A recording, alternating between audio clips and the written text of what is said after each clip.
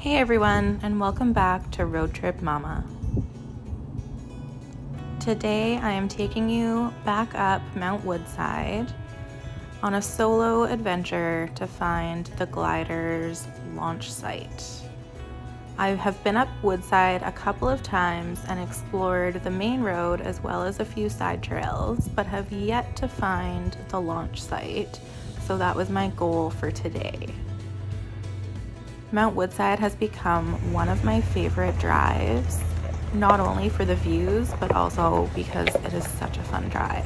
You do need to keep your eye out for rockfall in certain areas. As you can see, there are some unstable banks along the way and some rocks in the road. So always keep your eyes open and be aware of your surroundings, of course. But seriously, it is such a fun drive and the views cannot be beat. It has become one of my favorite places to go. It is pretty unusual for me to get out for a long drive on a weekday, but my husband ended up coming home early from work and he was able to pick up our kids from school. So as soon as I realized that, I said, see you later, and grabbed my dog, grabbed my 4x4 supplies, and hit the road. And it was such a beautiful blue sky day. I had no regrets that I got out. So the first road we went down ended up coming to a dead end. It looked like on Google Maps there was a road that used to go through, but it came to an end at a big culvert. They had several large boulders, so they obviously did not want people going through there anymore. So this is me driving back down from the first dead end, but still loving the drive, loving the adventure, and enjoying those gorgeous views along the way. Sometimes when you go 4x4ing, most of the fun is in the adventure on the way there and the things that happen on the trip. It's not all about the destination. A huge part of the adventure is the drive there or finding new places, and that is one of the things I love the most about 4x4ing. Now keep in mind, I do drive a Dodge Ram 1500, so I do take it really slow through those drainage dips because I do not have a lot of clearance. It's a stock vehicle, and other than removing the running boards, I have not done a lot of modifications to it. So slow and steady is the name of my off-road game.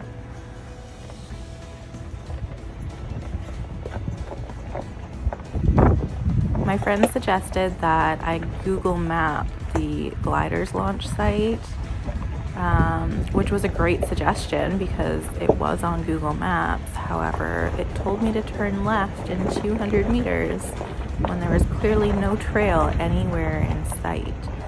So while the directions were off, the location ended up being correct. So I just kept Google Maps open, looked at the pin location for the launch site and looked at my location, and just kept trying different trails until I found one that took me in the right direction. So this was coming down from the first dead end. We had to backtrack a little ways, but then I came to a fork in the road and I could see on the map that the launch site was in that direction. It wasn't obvious whether the trail dead ended or not, so I figured, all right, I'll turn here, give this a shot. And it was a fairly narrow little trail, so I got some fresh pinstripes on my truck in the process. It did not end up leading me to the launch site, but it does look like an awesome little camping spot, so I might keep that in mind the next time I do a trip up there with a few of my 4x4 woman friends, because even though you don't have the river views, it's kind of tucked away and I that a lot of people don't explore that area as much, especially with the more narrow trail. So you can see here, little mud patch, and then a dead end. Little fire pit someone set up. But it would be a nice little camping area for a couple of people for sure. Definitely be exploring that in the summer this year. Third time is the charm. I saw a piece of flagging tape next to a trail, decided to turn off and explore it, and I remembered posts online referring to the last stretch of road to the launch site as a goat trail.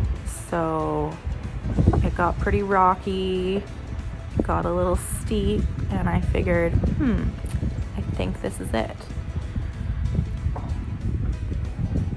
I stopped for a minute and thought, I'm by myself, those are some big rocks, it didn't air down, I should probably turn around, and then I thought, no, I made it this far, I'm doing it.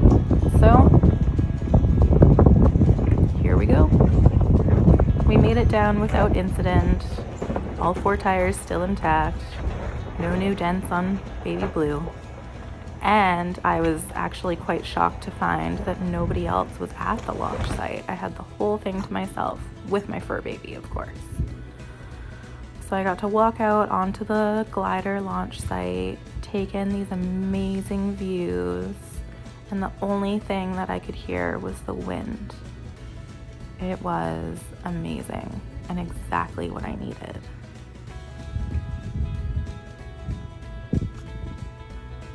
Look at those mountains. You can see where the Harrison River joins into the Fraser River, and the change in the watercolor is just amazing. I love it.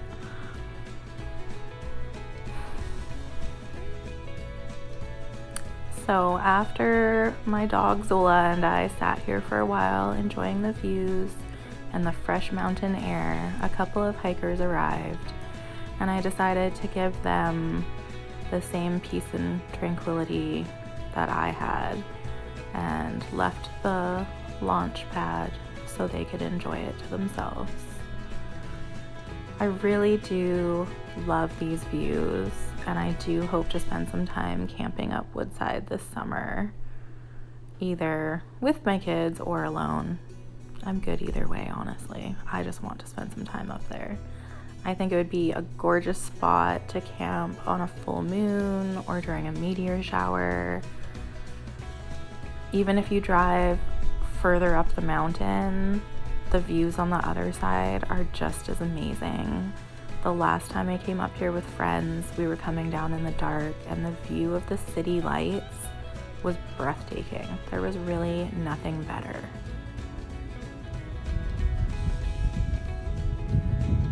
Alright, here's one last view from Mt Woodside, Glider's launch site.